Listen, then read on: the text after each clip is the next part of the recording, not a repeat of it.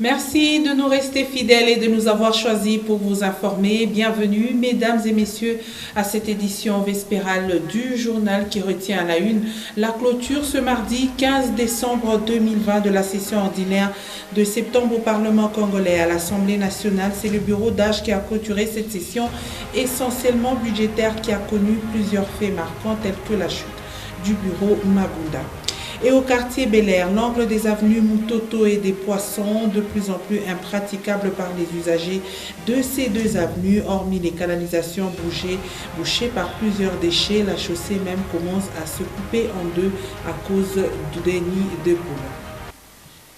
Je le disais tantôt au sommaire, le Sénat et l'Assemblée nationale ont clôturé ce mardi 15 décembre 2020 la session de septembre et ce conformément à l'article 115 de la Constitution de la République. À la Chambre basse du Parlement, c'est le bureau d'âge qui a clôturé cette session essentiellement budgétaire, rappelant que cette session est intervenue dans une fièvre post-état d'urgence à cause de la pandémie à Covid-19. Au cours de cette session, il y a eu vote de la loi sur la reddition de comptes 2019, la loi des finances rectificatives de 2020, le projet de loi des finances 2021. Un autre fait marquant au cours de cette session est la chute du bureau Janine Mabunda, une institution qui a fait qu'il n'y a pas eu de traditionnel discours du président de cette chambre du Parlement à la clôture de la session.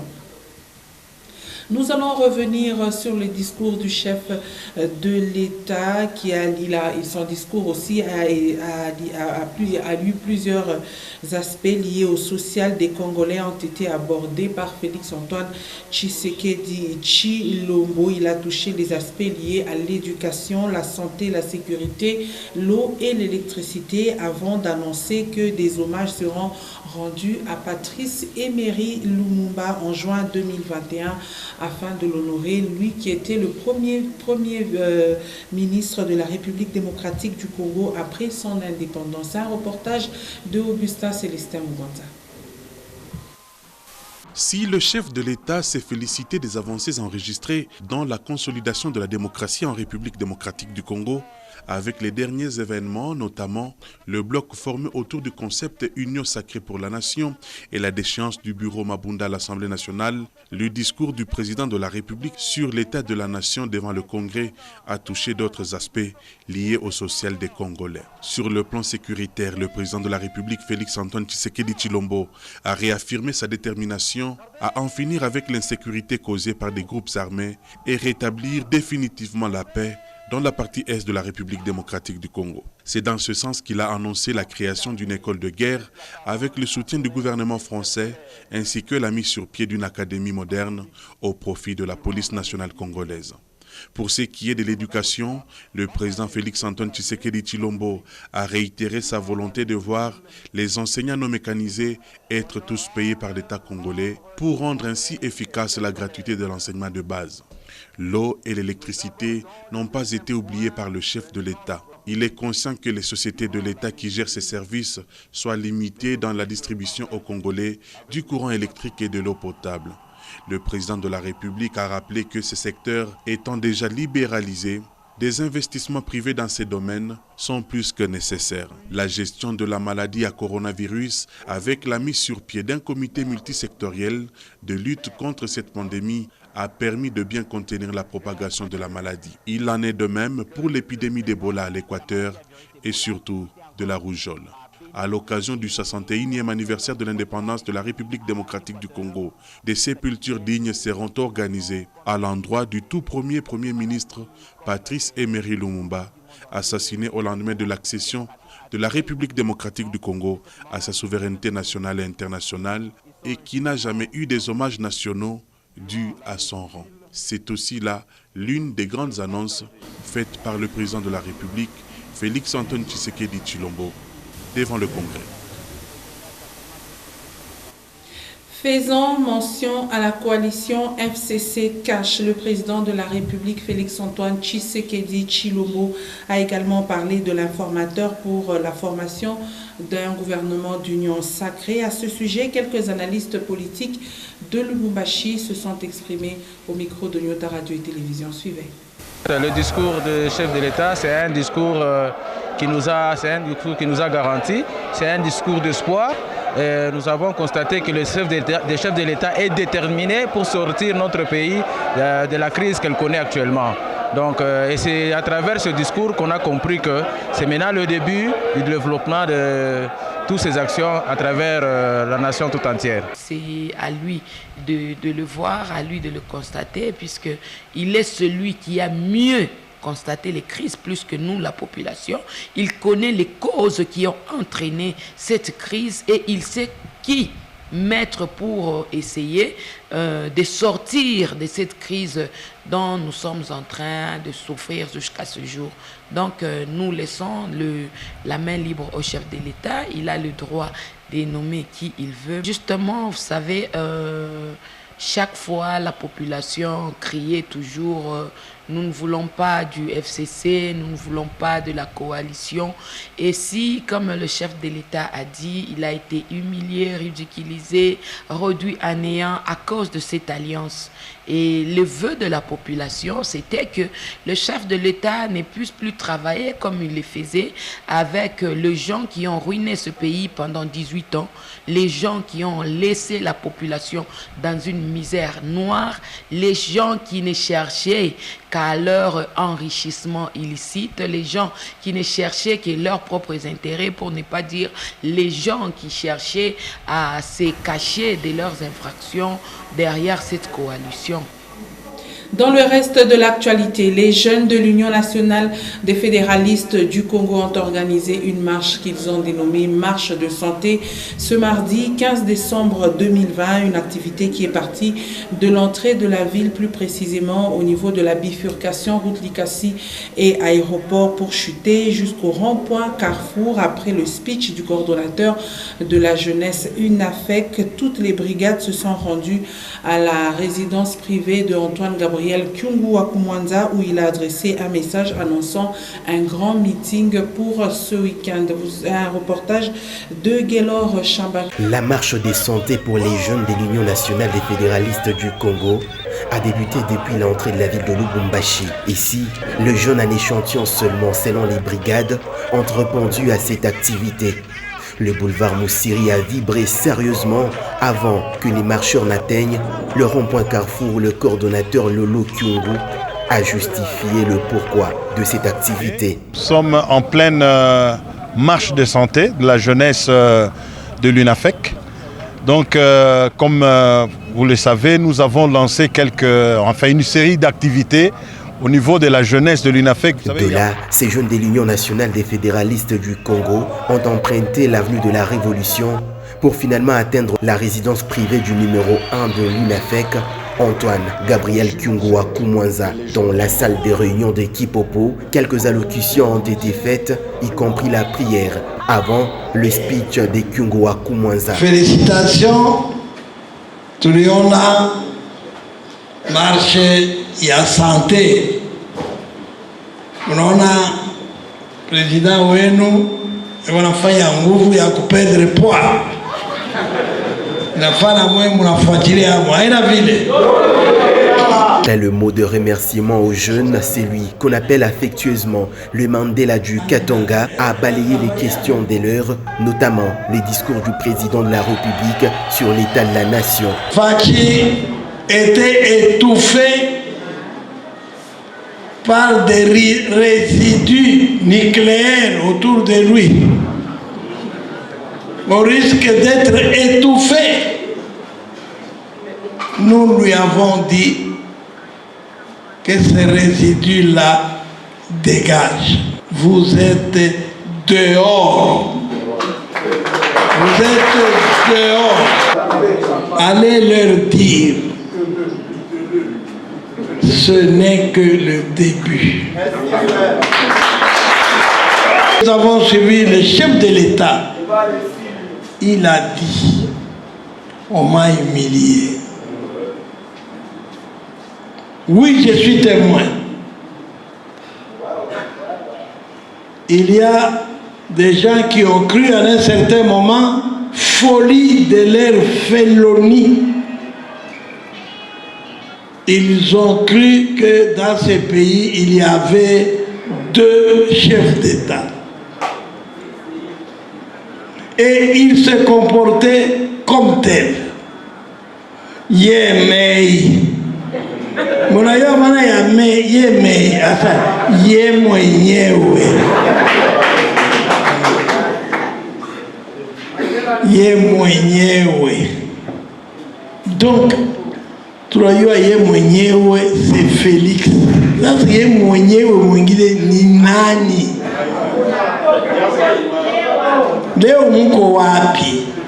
Nous ne pouvons pas accepter qu'on viole les constitutions. Rafraîchissement, chants et danses ont sanctionné cette journée à la satisfaction de tout le monde. Nous changeons de chapitre à présent pour parler situation épidémiologique de la pandémie à coronavirus. 84 nouveaux cas de Covid-19 ont été enregistrés en République démocratique du Congo pour la journée du lundi 14 décembre 2020, dont 64 à Kinshasa, 19 au Congo central et 1 au Kasaï. Le secrétariat du comité multisectoriel de riposte contre la pandémie en RDC rapporte également 2 décès supplémentaires contre 120 guéris depuis le début de l'épidémie déclarée le 10 mars 2020. Le cumul des cas est de 14 597 cas confirmés, 12 773 personnes guéries et 358 décès. 22 provinces du pays toujours touchées par le coronavirus. Le Haut-Katanga occupe la 3e place en nombre avec 401 cas de Covid-19. Je le soulignais au sommaire de ce journal, au quartier Bel-Air, plus précisément sur l'avenue, à l'angle des avenues Mutoto et des Poissons, toutes les canalisations sont à ce jour bouchées et l'eau ne sait par où passer. La route se divise en deux et le pont de fortune érigé à cet endroit présente un grand danger pour la population de ce coin, surtout pendant cette période de pluie. C'est un constat de Lumière Moussa. Sur cette avenue, difficile pour les véhicules de passer. La route coupée en deux par une érosion par manque de canalisation. La population éprouve d'énormes difficultés pour passer à cet endroit, malgré ce pont de fortune. Avec les pluies qui s'abattent sur la ville, le trou s'agrandit et plusieurs maisons sont à ce jour attaquées par l'érosion. En croire cet habitant de cette partie de Kampemba, l'état de cette route ne date pas d'aujourd'hui. Mais les boulots sont kala. Et où meli les boulots, bah ebi milliers oyo les boulots où meli les l'hôtel. Pour tout ça, nous demandons à l'État qu'il puisse un peu nous aider à mettre un pont sur cette terrasse ici, parce que ça risque de tuer les enfants, même les gens qui vont commencer à passer par ici. Qu'ils nous aident. Sur ce même endroit, avenue Mutoto et des Poissons au quartier Bel-Air, un dépotoir public a élu domicile. Des sacs d'immondices et des déchets ménagers sont visibles sur ce lieu.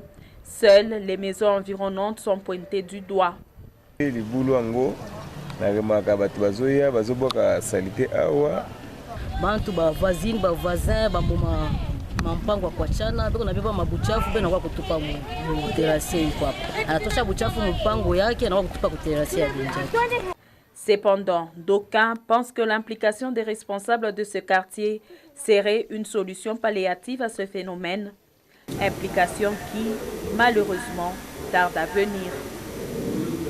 Nous nous rendons dans la cité minière de Kipushi pour parler agriculture. Les cultivateurs de cette partie du Haut-Katanga procèdent déjà à l'opération de dosage des engrais chimiques dans les champs de maïs. Cette activité intervient 2 semaines après la semis. L'objectif est de permettre la croissance rapide du maïs et la prochaine étape, nous disent Edouard Kankou et Louis Loumami, de dosage aura lieu 45 jours après. Regardez.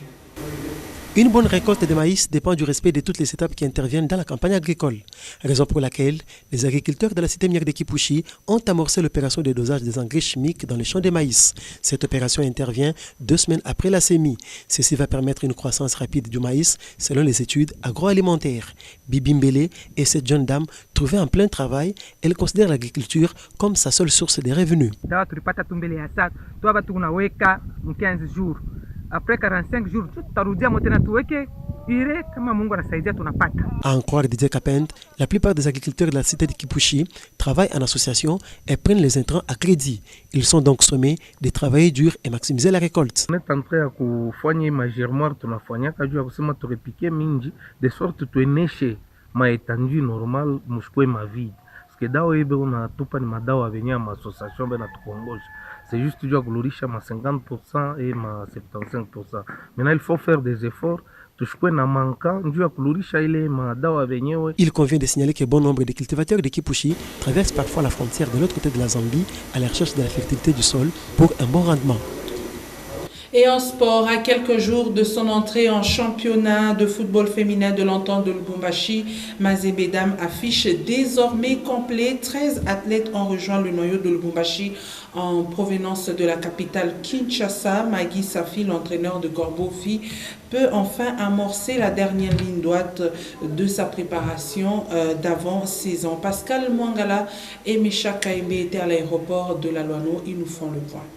Une semaine, il les réunissait encore à Kinshasa, en sa résidence de Bibois, pour une communication sur le comportement à adopter une fois à Lubumbashi. Jeff Kapondo, le président de Mazembe, section Dame, a tenu sa promesse. Les filles, 13 au total, ont foulé le sol de Lubumbashi ce lundi 14 décembre 2020. La jonction avec le noyau local, déjà au menu, Magui Safi, leur coach, a fait le déplacement de l'aéroport de la Loano.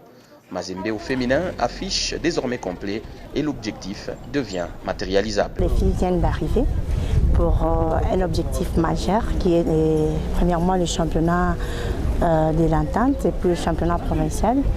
Donc notre objectif, comme toutes les autres équipes, est de remporter la coupe au niveau de l'entente et au niveau provincial, amener l'équipe au niveau national. Donc ensemble avec les filles et avec les membres du staff et les membres du comité et notre président. Donc nous allons faire un effort pour amener l'équipe au niveau d'Afrique. Mazembe, célèbre et toujours aussi ambitieux à l'image de son président de coordination Moïse Katumbi, les filles en ont bien conscience et n'abdiquent pas. L'équipe est à Kinshasa par rapport à Mazembe Fungamaki, Mazembe Ebeta Manango, si 2021 mais surtout zaleka na bolingo équipe na biso to beta kaka nzambe yo sunga to komi na Lubumbashi yango to yepa to sa musala o ekomisi biso place pona président biso président Moïse na peut sera merci anyo so sali pona biso to komi a décidé na o nyo so BBC na o abimisi pona biso donc place azali. Avec un comité tout aussi volontaire autour de Jeff Kapondo, la section Mazembe Football féminin lance là un signal fort à ses adversaires. Les coupes sont la cible, les gagnés se conjuguent à l'indicatif du présent.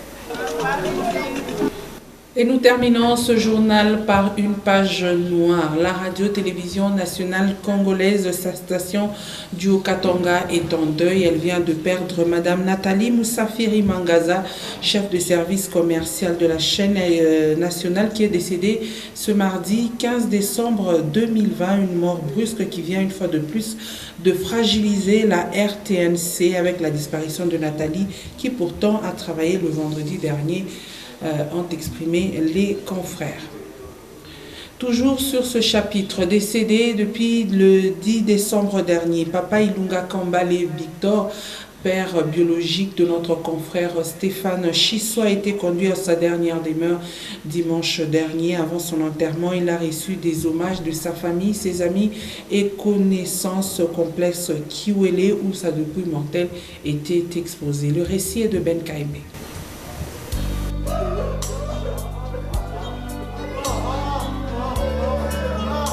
De la morgue des cliniques universitaires, la dépouille de feu Papa Victor Kambale est levée en présence de ses enfants, dont Stéphane Chisso, caméraman à Nyota Radio et Télévision.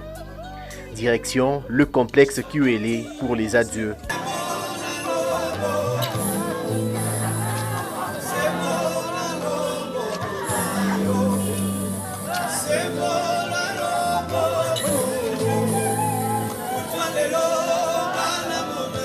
Ici, les membres de la famille biologique de Papa Victor, ses anciens collègues de service et autres personnalités ont tous déposé des gerbes de fleurs aux côtés du cercueil.